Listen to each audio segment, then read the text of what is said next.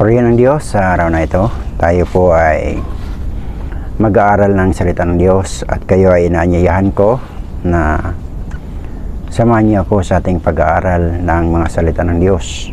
At ang salita na ito na ating pag-aaralan ay upang ating alamin at malaman natin kung ano ang pananampalataya na ginugusto ng Diyos. So sapagkat ang Bible ang ibinigay ng Diyos sa silong ng langit upang ibinigay ng Diyos ito upang tayo ay makaalam sa mga bagay na ginugusto ng Diyos, mga bagay na iniakda ng Diyos, mga plano at pinaplano ng Diyos para sa mga tao. So kinakailangan nating malaman ang pananampalataya na ginugusto ng Diyos. Ano nga ba ang pananampalataya na ginugusto ng Diyos? Ano nga ba ang pananampalataya na ginugusto ng Diyos sa bawat panahon, sa bawat kapanahunan? Sa panahon nga natin, ito yung kapanahunan natin. Pero yung mga taong nauna sa atin, yun ay kapanahunan nila. At sa kanilang kapanahunan ay may itinakda ang Diyos at ginugusto ng Diyos na dapat malaman ng tao kung ano ang pananampalataya na kanyang kinalulugdan, ang pananampalataya na kanyang ginugusto. Sa Roma chapter 10 verse 17, sabi dito, "So then faith cometh by hearing, and hearing by the word of God." So ang pananampalataya ay nagsisimula, hindi ito likha natin, kundi sa pamamagitan ng ating pakikinig. Dadating ang pananampalataya sa pakikinig natin sa mga salita ng Diyos. So sa pamamagitan ng pagsiyasat ng mga salita ng Diyos, sa pamamagitan ng pag-aaral ng salita ng Diyos, darating at matutuklasan ng tao ang pananampalataya na ginugusto ng Diyos.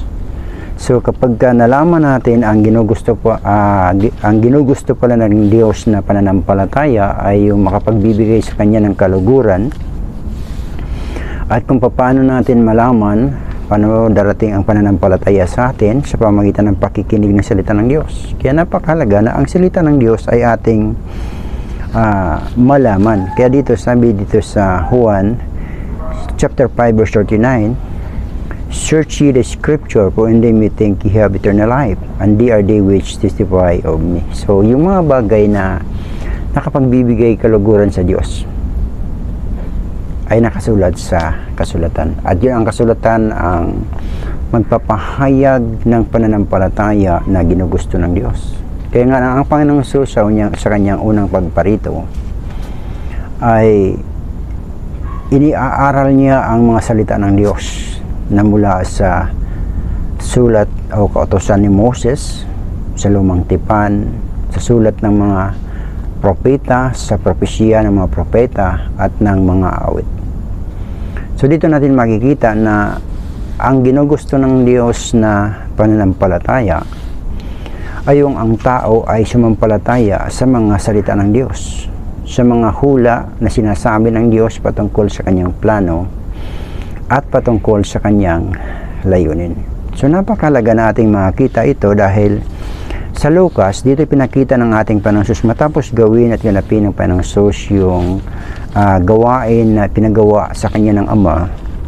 Dito sinabi niya sa Lucas 24 verse 44, "And he said unto them, These are the words which I speak unto you while I was yet with you, that all things must be fulfilled which are written in the law of Moses and in the prophets and in the Psalms concerning me." Pinakikita ng Panginoong Hesus dito na may mga bagay na gustong dalhin ng Diyos sa katuparan. Yun ang mga bagay na ginugusto ng Diyos na ating malaman. Yun ang mga bagay na ginugusto ng Diyos na ating sampalatayanan. Sapagkat kapag sinalita ng Diyos ang kanyang mga salita patungkol sa kanyang mga plano at layunin, at tayo ay sumampalataya, at kapag ito'y dinala ng Diyos sa katuparan, mas higit at lalo tayong magiging matatag at matibay sa ating pagsampalataya sa Diyos. Kaya ganito ang sinasabi ng Panginoong Hesus sa Juan 14:29. Nang sabi niya, "Now I have told you before it came to pass, that when it is come to pass, ye may believe." So, ibig sabihin, sa pakikinig natin, may mga bagay tayong maririnig tungkol sa salita ng Diyos, pero hindi natin agad mauunawaan, sapagkat may nakatakdang panahon na iniakda ng Diyos sa kanyang plano at layunin mula sa kanyang mga salita, na nangangailangan ng mahabang panahon na paghihintay hanggang sa ito'y sa katuparan ng Diyos. Ngunit maririnig na natin ito bago pa ito mangyari, na kapag ka ito'y nangyari na, magsisampalataya tayo na ito yung sinalita ng Diyos, ito yung plano ng Diyos, ito yung sinalita ng Diyos patungkol sa kanyang gagawin na dinadala niya sa katuparan. Yun ang pananampalataya na ginugusto ng Diyos na magkaroon ang bawat tao. So yun po ang layunin natin, na pag-aaral ng mga salita ng Diyos ay upang ating malaman ang pananampalataya na ginugusto ng Diyos sa ating kapanahunan. So kung titingnan natin, ang pananampalataya ay magbibigay sa atin ng kaligtasan. So sa Aklat ng mga Gawa, chapter 16, verse 31, dito ating makikita na ang isang tao na sumampalataya, sinabi nila dito, "And they said, believe on the Lord Jesus Christ, and thou shalt be saved." So maliligtas ang isang tao kapag sumampalataya sa Panginoong Hesus. So kinakailangan nating malaman na kung sasampalataya ba ako, ligtas na ako. Yun po ang sinasabi ng salita ng Diyos. Pero ang pagpasok sa kaharian ng langit ay nangangailangan ng pagkaalam ng kalooban ng ating Diyos Amang nasa langit. So, aalamin natin ngayon sa ating video ang pananampalataya na ginugusto ng Diyos sa bawat kapanahunan, tulad ng kapanahunan ni Adan. Sa kapanahunan ni Adan, nang ang Diyos ay lumikha ng lahat ng bagay, itinatag ang kanyang kaharian sa lupa at dinala sa kanyang kaharian si Adan. Ang Diyos ay nagbigay ng kanyang mga salita. Ayon sa Genesis chapter 2, verse 17 to 18. So, sabi nga ng ating binasa kanina, sa pakikinig ng salita ng Diyos, darating yung pananampalataya. So, dito papakita ating pagmamasdan ang ipinakikita ng Diyos na uri ng pananampalataya sa kapanahunan ni Adan. So, dito makikita natin na sa kapanahunan ni Adan, ang Diyos ay nais magpahayag at nagpahayag siya ng kanyang mga plano at layunin kay Adan. Ang ibig sabihin, inihahayag ng Diyos yung kanyang ginugusto na pananampalataya na dapat magkaroon si Adan. Ngunit dito ating makikita na sa pananampalataya na ito na nais ng Diyos, na ginugusto ng Diyos na magkaroon si Adan, binaliwala ni Adan. So ito yung kapanahunan na dumating sa buhay ng tao, na ang ginugusto ng Diyos na pananampalataya ay tinanggihan ng tao. Binigo ng tao ang Diyos.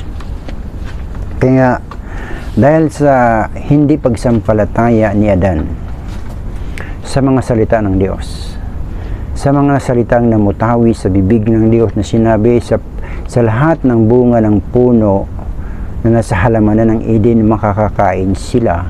Ngunit maliban doon sa nasa gitna ng halamanan, yung bunga ng pagkilala ng mabuti at masama, pinagbawalan siya dahil na kumain yon, sapagkat sa oras na siya ay kumain, tiyak ang kanyang kamatayan.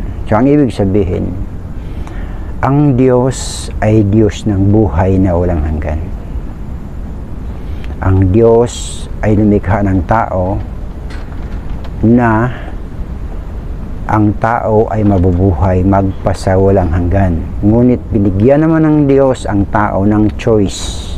Kung gusto niyang mabuhay ng walang hanggan, sa piling ng Diyos, kailangan niyang sumunod sa mga salita na kanyang narinig buhat sa bibig ng Diyos.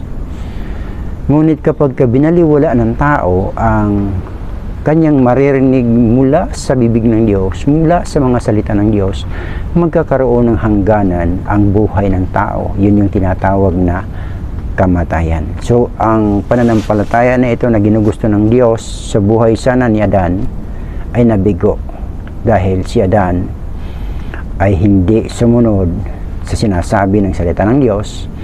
At sa Genesis 3 makikita natin na mas pinakinggan nila ni Adan at ni Eva ang tinig ng ahas na yun na kapag sila ay kumain ng bunga ng puno ng pagkilala ng mabuti at masama, hindi sila mamamatay. Bagkus magiging silang parang Diyos. Makikilala nila ang mabuti at masama. So kung titingnan natin yung balita ng kasinungalingan, baluktutin ng salita ng Diyos, pabulaanan ng salita ng Diyos, pabulang bisa ang salita ng Diyos. Kaya dito natin makikita ang ginugusto ng Diyos na pananampalataya. Ayon tayo ay sumampalataya at umasa sa salita ng Diyos na ito'y dadalhin ng Diyos sa katuparan. Kaya sabi nga ng Panginoon, sinasabi ko na sa inyo sa ngayon ang mga bagay na ito upang kapag ito'y nangyari na, kayo'y magsisampalataya. So, ang ibig sabihin, kinakailangan mo nang marinig ng tao ang kanyang salita. Kinakailangan mo nang marinig ng tao ang kanyang ginugusto mula sa kanyang mga salita na kapag ang tao ay sumampalataya at dinala ito ng Diyos sa katuparan, doon mapapagtibay na ang Diyos ay totoo, ang Diyos ay Diyos ng banal na plano at layunin. So dito makikita natin na ang ginugusto ng Diyos na pananampalataya sa buhay ni Adan ay binigo ni Adan ang Diyos. So kung titingnan naman natin yung kapanahunan ni Noah, yung pananampalataya na ginugusto ng Diyos sa bawat kapanahunan, sa bawat henerasyon. So dito naman sa buhay ng henerasyon ni Noah, nakita ng Diyos na ang mga tao sa kapanahonan ni Noah ay napakasama ng kanilang mga iniisip, napakasama ng kanilang mga ginagawa na parating nakikita ng Diyos na kung saan ang puso ng Diyos ay napighati. Ang Espiritu ng Diyos ay napighati. Ang sabi sa Genesis chapter 6 na ang Holy Espiritu ng Diyos ay gustong makisalamuha sa tao, ngunit ang tao ay laman. Sabi dito sa Genesis chapter 6 verse 3, "And the Lord said, My spirit shall not always strive with man, for he is also pleased." So dito makikita na hindi na nagkakaroon ng ugnay, angkop ang Holy Spirit kapag siya lumapit sa tao, dahil ang tao ay naging laman. At ang sabi ng salita ng Diyos dito, at ang tao ay naging masama. Ang sabi ng salita ng Diyos sa Genesis chapter 6 verse 5, "And God saw that the wickedness of man was great in the earth, and that every imagination of the thought of his heart was only evil continually." So naging masama na yung iniisip ng tao, naging masama na yung ginagawa ng tao. Kaya ang Diyos ay nagpahayag ng salita ng pananampalataya. At ang pananampalataya na ito na nais ng Diyos, na ginugusto ng Diyos sa buhay ni Noah, ay tinanggap ni Noah. So ang pananampalataya ay mayroon itong iniuutos ng Diyos. Ang pananampalataya ay laging may ginugusto ang Diyos na nais ng Diyos gawin ng tao, bilang patunay na ang tao ay nananampalataya sa Diyos kapag ang tao ay sumunod mula sa salita ng Diyos, sumampalataya mula sa salita ng Diyos na kanyang naririnig mula sa bibig ng Diyos. Kaya nga dito, sa panahon na ginugusto ng Diyos na pananampalataya sa panahon ni Noah, nakita ng Diyos ang kasamaan ng mga tao. At sa bagong tipan, sinasabi ito ng ating Panginoon. Sa kapanahonan natin, sabi niya, ang kapanahonan, darating kapanahonan tulad ng kapanahonan ni Noah. So, ang kapanahonan ni Noah, ayon dito sa Genesis chapter 6 verse 5, ang tao ay masama ang iniisip, masama ang ginagawa. Na kung saan nagmamasid ang Diyos, napupuot ang Diyos sa mga taong ito. Kaya sa panahon ni Noah, nang ang Diyos ay nangusap. Ang sabi niya, hahatulan ko ang lahat ng mga tao at sila'y mamamatay. Ngunit hindi kagad ng Diyos hinatulan ang tao. Bagus ang Diyos ay nag-provide muna siya ng paraan para maligtas ang tao. Inuutos ng Diyos kay Noah na gumawa ng arka. At si Noah ay sumampalataya sa Diyos dahil si Noah ay isang taong matuwid sa paningin ng Diyos. Kaya nga, sa taong matuwid na marunong makinig sa tinig ng Diyos, na marunong tumanggap ng salita ng Diyos, na marunong sumunod sa salita ng Diyos, kalulugdan ng Diyos at ang pananampalataya niya ay gagantihan ng Diyos ng pagliligtas ng Diyos sa buhay niya. Kaya nga dito makikita natin na ang Diyos ang sabi niya, gumawa ka ng arka ng ganong disenyo, ganong anyo, ganong dapat na proseso, sapagkat hahatulan ng Diyos ang lahat ng tao, lahat ng may buhay sa ibabaw ng lupa, maging sa mga hayop, ay hatulan ng Diyos dahil sa kanilang kasamaan. Dahil si Noah ay nalaman niya kung ano ang pananampalataya na ginugusto ng Diyos sa kanyang kapanahunan, si Noah ay sumunod. At ang mga tao na hindi sumunod sa ginugusto ng Diyos na pananampalataya, nang dalhin ng Diyos sa katuparan ng kanyang mga salita, ang mga tao ay napahamak, ngunit si Noah ay naligtas at ang kanyang sambahayan. So yun po ang kapanahonan ni Noah. Sa kapanahonan naman ni Abraham, ang Diyos ay nagsalita na ang Diyos ay patuloy na naghahayag ng kanyang mga plano. Patuloy ang Diyos na naghahayag ng kanyang damdamin, ng mga bagay na gusto niyang gawin, na magiging bahagi ang tao sa bawat plano at layunin niya na nais niyang gawin sa lupa, sapagkat nilikha ng Diyos ang langit at ang lupa. Ang sabi ng salita ni Diyos sa Isaiah 66, langit ang kanyang luklukan, lupa ang tungtungan ng kanyang mga paa. So ganun kalaki ang Diyos, ganun ka lawak ang kapangyarihan na sinasakop ng Diyos nang likhain niya ang langit at ang lupa. Kaya nga sa panahon ni Abraham, so tapos na tayo dun sa kapanahonan ni Noah, papasok tayo sa kapanahonan ni Abraham. Alam natin na si Abraham ay ama ng maraming mga bansa at siya ay kaibigan ng Diyos sapagkat siya ay sumampalataya. Nang ang Diyos ay nakipagtipan kay Abraham, ayon dito sa Genesis chapter 15, na ang Diyos ay nangako na bibigyan na si Abraham ng anak na ang kanyang binhi o lahi ay magiging kasing dami ng mga bituin sa langit at maging kasing dami ng mga buhangin sa baybayin. Ito yung sinabi ng Diyos kay Abraham ayon dito sa Genesis chapter 15 verse 16 to 13 to 16. Ito yung sinasabi ng salita ng Diyos. Ating babasahin.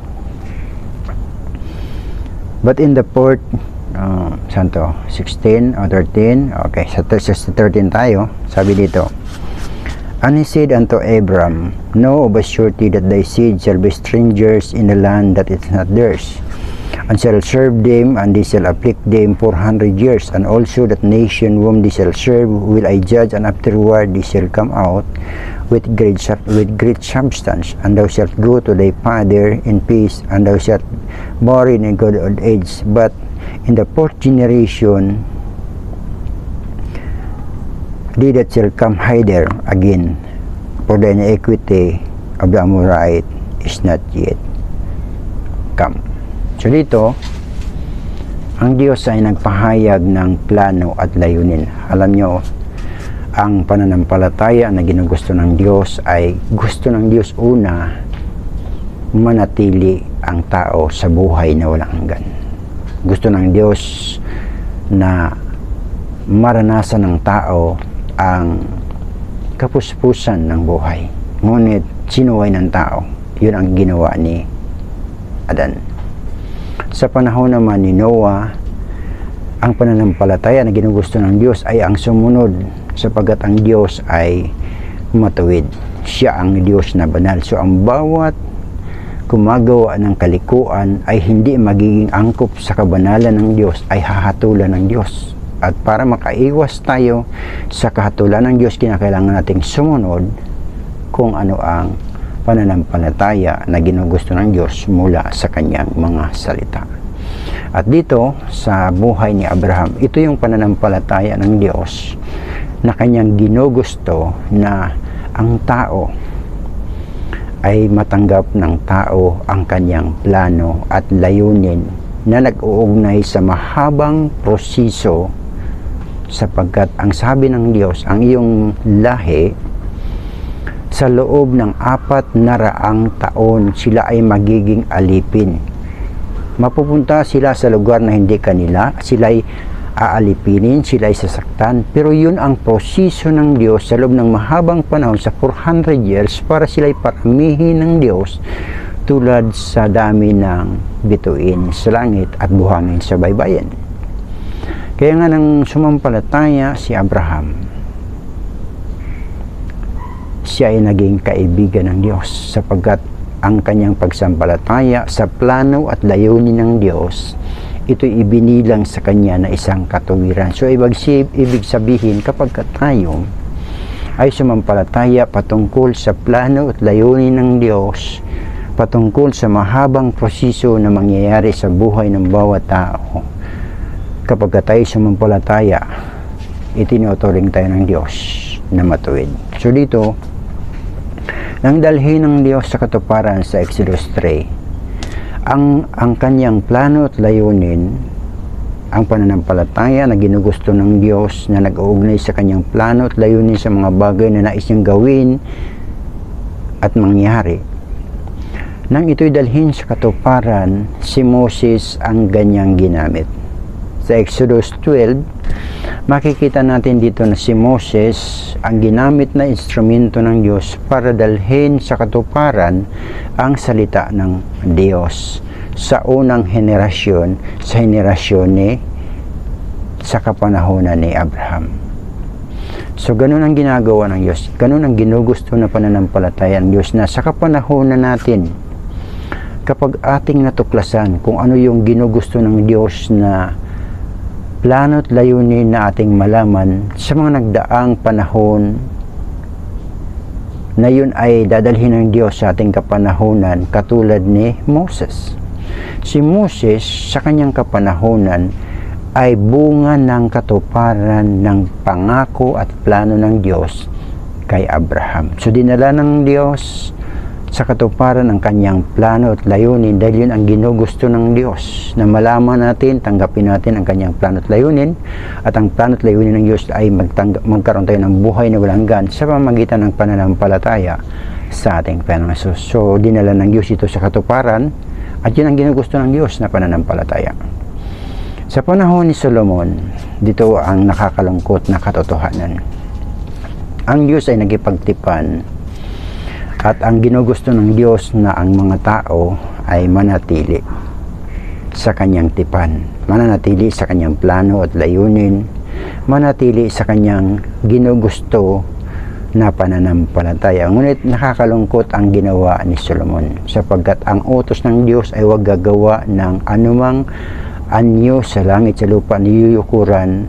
Sa panahon ni Solomon sa kanyang paghahari, binigo niya ang Diyos sa pamagitan ng pagsuway sa mga bagay na inuutos ng Diyos. So dito makikita natin na binigo ng Diyos, binigo ni Solomon ang Diyos nang si Solomon ay hindi sumampalataya at hindi na sumunod sa mga palatuntunan ng Diyos. Kaya nga ang Diyos ay hindi tumigil ang Diyos, bagamat siya binigo ni Solomon.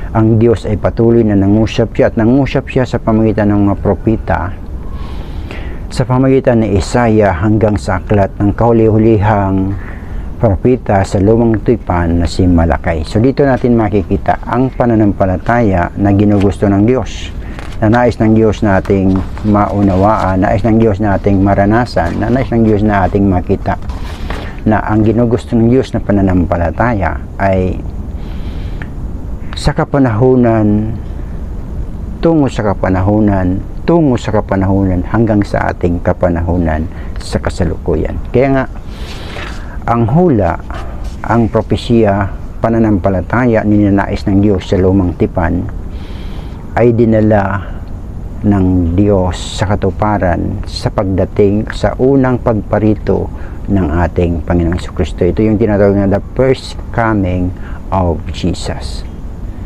So, nang ang tao ay naligaw, na ang kanyang bayang pinili ay hindi na naging masunurin sa Diyos, pagkos sila ay para ng mga tupa na nangalat na walang pastol, dumating ang ating Panginoong Jesucristo at hindi nila tinanggap ang Panginoong Jesucristo. Ang Panginoong Jesucristo, siya ang buhay. Ang Panginoong Jesucristo, siya ang daan. Ang Panginoong Jesucristo, siya ang katotohanan. At liban sa kanya, walang katotohanan sa panahon ng Israel, sa panahon ng mga Hudyo, sa panahon ng Judaismo, sa pamagitan ng relihiyon na tinatawag na Pariseo, Saduceo, Iskriba, at tagapagturo ng kautusan. Ang lahat ng mga relihiyon nila ay wala sa katotohanan.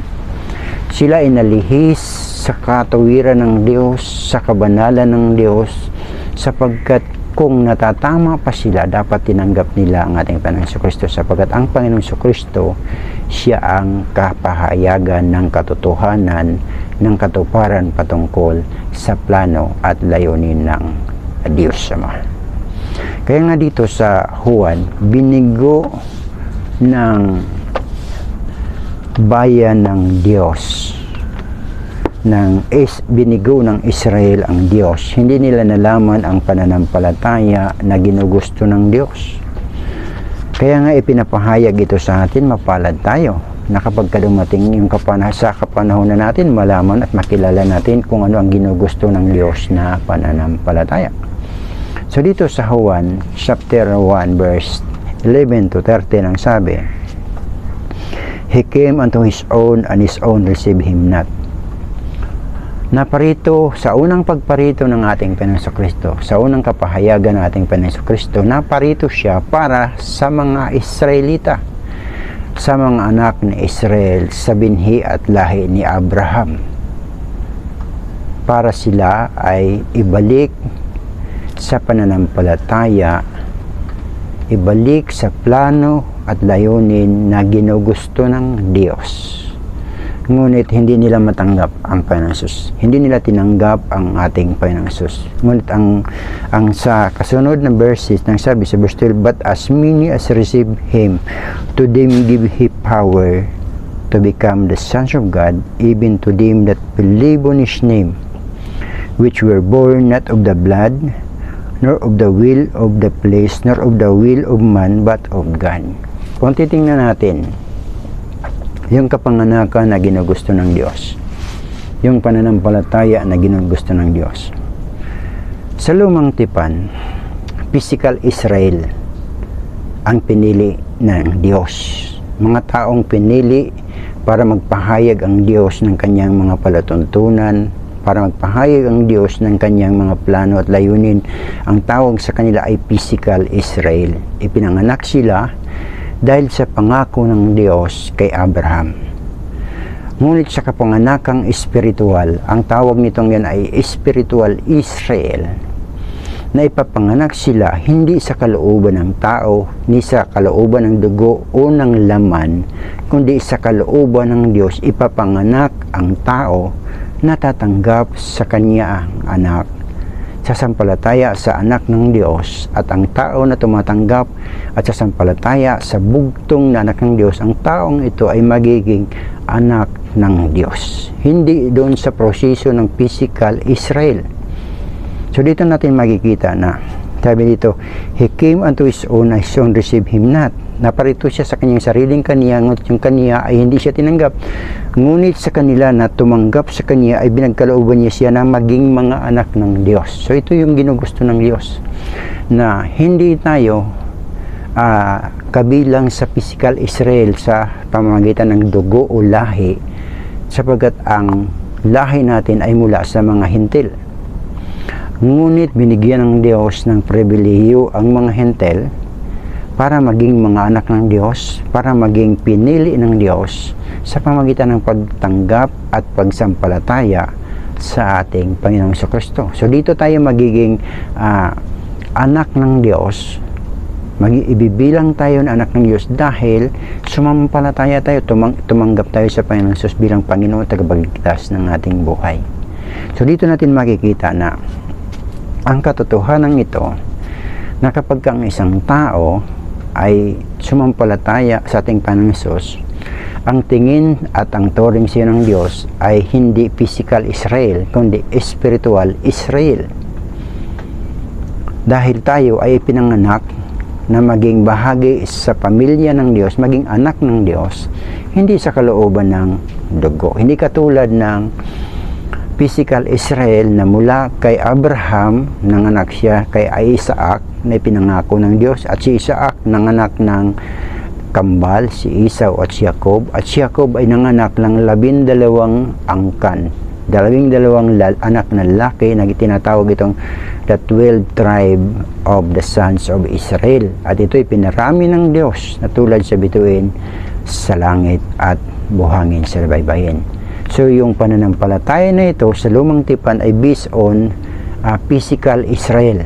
Pero sa pananampalataya na ginugusto ng Diyos sa kapanahunan natin ngayon, ito'y sa pamagitan na tinatawag na spiritual Israel. So dito makikita natin na kapag ka ang tao ay tumanggap at sumampalataya sa ating Panginoong Hesus, hindi ka na ituturing ng Diyos na isang hintil, isang pagano, kundi ituturing ka ng Diyos bilang spiritual Israel na naging anak ka ng Diyos dahil tinanggap mo ang salita ng Diyos, sinampalatayanan mo ang salita ng Diyos, nagtiwala ka sa Diyos, nakinig ka sa tinig ng Diyos, nakinig ka sa salita ng Diyos, at sumusunod ka sa alitintunin ng Diyos. So dito natin makikita na sa pamamagitan ng ating Panginoong Kristo, dumating yung biyaya sa mga hintil.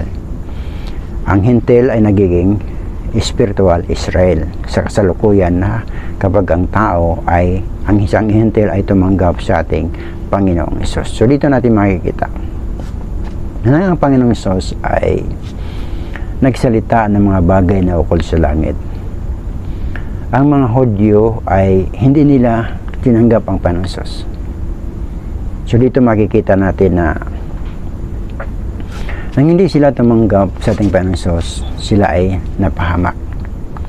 Dapat sana sila ay magpapatuloy bilang isang kaharian tulad ng kapanahonan ni Saul, ni David, ni Solomon at sa mga hari ng Huda at sa mga hari ng Israel. Ngunit lahat ng kaharian na ito ay nawala dahil hinatulan ng Diyos sa pamamagitan ng pagkaalipin sa mga bansang mas malakas sa kanila, at dahil ito ang plano ng Diyos. Kaya nga makikita natin na ang pananampalataya na ginugusto ng Diyos sa unang pagparito ng Diyos ay ginawa niya tayong spiritual Israel sa unang pagparito ng ating Panginoong Kristo. Ngunit sa muling pagparito ng ating Panginoong Hesus, ito yung kinakailangan nating malaman na sa ikalawang pagparito ng ating Panginoong Hesus, kinakailangan handa tayong tumanggap sa kapahayagan ng Diyos. Sapagkat sa lumang tipan, ang mga Hudyo, Jewish people, nagkaroon sila ng mga relihiyon, ng mga grupo, Skriba, Sadusyo, Parisyo, at tagapagturo ng kautusan. Katulad niya sa ating kapanahunan ngayon na maraming mga simbahan, maraming mga denominasyon, maraming mga grupo, mga sikta. Tulad din sa kapanahunan ng unang pagparito ng ating Panginoong Hesus. Ngunit sa ikalawang pagparito ng ating Panginoong Hesus, magiging gayon din kaya ang sitwasyon na magpapahayag ang salita ng Diyos, magpapahayag ang Diyos ng kanyang mga salita para doon sa new spiritual Israel, kung paano ang physical Israel ay bumagsak sa kamay ng Diyos. Binaliwala nila ang Diyos, hindi sila sumampalataya sa palatuntunan ng Diyos. Yung spiritual Israel darating din na ang Kristiyano ay hindi tatanggap sa mga salita ng Diyos nitong mga huling panahon. So dito makikita natin na kung paano ang physical Israel nagtapos sa panahon ng ating Panginoon sa unang pagbarito. At tayo ngayon sa tinatawag na spiritual Israel. Kapag ka ang spiritual Israel ay hindi tumanggap sa mga bagong bagay na ginagawa ng Diyos, magtatapos din ang spiritual Israel sapagkat kailangang likhain ng Diyos ang isang panibagong spiritual Israel na susunod sa sampalataya at gaganap alinsunod sa kalooban ng Diyos. So dito natin makikita na kinakailangan nating makinig sa tinig ng Diyos. Kinakailangan natin mag-aral ng salita ng Diyos. Kinakailangan natin magbigay ng panahon sa mga bagay ng Diyos. Ang buhay ng tao ay kapag walang bahagi ang Diyos sa buhay niya ay mga bagay ng mundo na ito ang kanyang pinagkakabalahan. Ngunit mapalad ka kaibigan kung nagbibigay ka ng oras sa pakikinig sa mga aral ng salita ng Diyos. Nagbibigay oras ka sa pagtuklas sa pamamagitan ng salita ng Diyos, sa pagbabasa, sa pakikinig, sa pag-aaral, dahil malalaman mo kung ano yung pananampalataya na ginugusto ng Diyos. Nawa, madatnan tayo na sa pagbabalik ng ating Panginoong Kristo, madatnan tayo na mayroon tayong pananampalataya. Sapagkat ito ang sabi ng Panginoong Hesus sa Lucas. Ang babalikan ng Panginoong Kristo yung mga mananampalataya. Tulad ng kanyang unang pagparito. Naparito siya sa unang pagkakataon para sa mga Hudyo, pero ang mga Hudyo hindi tumanggap sa kanya. At ganoon din naman sa ikalawang pagparito ng ating Panginoong Hesus, babalik siya para sa mga mananampalataya. Pero ang tanong ng Panginoong Kristo, sa pagbabalik niya kaya, meron kayang pananampalataya na kanyang masusumpungan, pananampalataya na kanyang ginugusto? Yan ay isang malaking katanungan, kaibigan, na ikaw at ako lang ang makakasagot niyan. Kaya nga dito sa 18 verse 8, sabi ng Panginoong Kristo, Lucas 18:8, sabi niya dito, I tell you that he will avenge them speedily, nevertheless, when the Son of Man cometh, shall he find faith on earth. Sa pagmuling pagbabalik ng ating Panginoong Kristo, sa second coming ni Jesus, masumpungan kaya tayo na mayroong pananampalataya sa Kanya? Baka kasi nakapokus na tayo sa pananampalataya na kung anong meron tayo ngayon, na yung palang pananampalataya na yun ay hindi na ginugusto ng Diyos. Pananampalataya yun sa tinatawag na traditional churches. Pananampalataya yun sa tinatawag na denominational churches. Ang pananampalataya na ginugusto ng Diyos, na nagbigay ang Panginoong Hesus ng paalala na sa Kanya kayang pagbabalik sa second coming ni Jesus, anong uri ng pananampalataya ang Kanyang hinahanap? Anong uri ng pananampalataya na meron dapat ang tao, ang bawat tao, dapat ay mayroon nito na hinahanap at hahanapin ito ng Panginoong Hesus sa Kanyang pagbabalik. At yun ang pinaka-importante na malaman natin kung ano ang pananampalataya na ginugusto ng Diyos sa bawat kapanahonan. Babalik tayo sa kapanahonan ni Adan. Hindi niya nasunod kung ano ang pananampalataya na ginugusto ng Diyos. Babalik tayo sa kapanahonan ni Noah. Nasunod ni Noah kung ano ang pananampalataya na ginugusto ng Diyos. Sa panahon ni Abraham, nasunod ang pananampalataya na ginugusto ng Diyos, kaya nagkaroon ng pagkakataon ng katuparan sa panahon ni Moses. Ngunit nang dumating si Haring Solomon bilang hari ng bayan ng Diyos, at siya ay hindi sumunod sa pananampalataya na ginugusto ng Diyos, hindi siya sumunod sa mga palatuntunan ng Diyos, bagkus sinuway niya ang Diyos, nagtapos ang kanilang kaharian. At sa panahon ng unang pagparito ng ating Panginoong Kristo, hinanap ng Panginoong Hesus ang pananampalataya ng kanyang bayan, ngunit hindi niya ito nasumpungan. Kaya nga ang Panginoon Jesus ay nagbigay uli ng mga palatandaan, ng katanungan sa kanya kayang second coming, sa kanyang muling pagparito. Meron kayang masusumpungan siyang pananampalataya. Anong pananampalataya ba ang tinutukoy ng ating Panginoon Jesus? Ang pananampalataya na tinutukoy ng ating Panginoon Jesus ay ang pananampalataya sa propesiya ng bagong tipan. Nadadalhin ng Diyos sa era of revelation and recreation sa second coming ni Jesus, sapagkat kaya hindi matanggap ng mga Israelita, ng mga Hudyo sa first coming na si Jesus ay katuparan dahil hindi nila nalaman kung ano ang prophecy na nakatago sa mga talinghaga na dinala ng Diyos sa katuparan. Hindi nila matanggap. Sa panahon din natin ngayon, maraming Kristiyano ang hindi tatanggap sa bagong kapahayagan na ipinapahayag ng Diyos yung tungkol sa New Testament prophecy na itinago ng Diyos sa mga talinghaga na ngayon ay binubuksan ng Diyos, na kinakailangan nating marinig ang tungkol sa propesya sa bagong tipan. At ang mga talinghaga na ginamit na mga pananalita ng Panginoong Hesus na bubugsan ito, bibigyan ng unawa dahil ito yung dadalhin niya sa katuparan. Ito yung pananampalataya na hinahanap ng Diyos, na maunawaan natin kung ano yung New Testament prophecy na natinago ng Diyos sa mga talinghaga ng mga salita ng ating Panginoong Hesus. Kaibigan, kamusta ang ating buhay espiritual sa kasalukuyan? Bukas ba ang iyong puso? O magiging sirado ang iyong puso sa pagtanggap ng mga propesya sa bagong tipan na dadalhin ng Diyos sa katuparan sa muling pagparito ng ating Panginoong Hesus? Salamat kaibigan sa iyong pagtunghay sa ating video, sa ating pinag-aaral ang salita na ang pananampalataya na ginugusto ng Diyos na magkaroon nito ang bawat tao.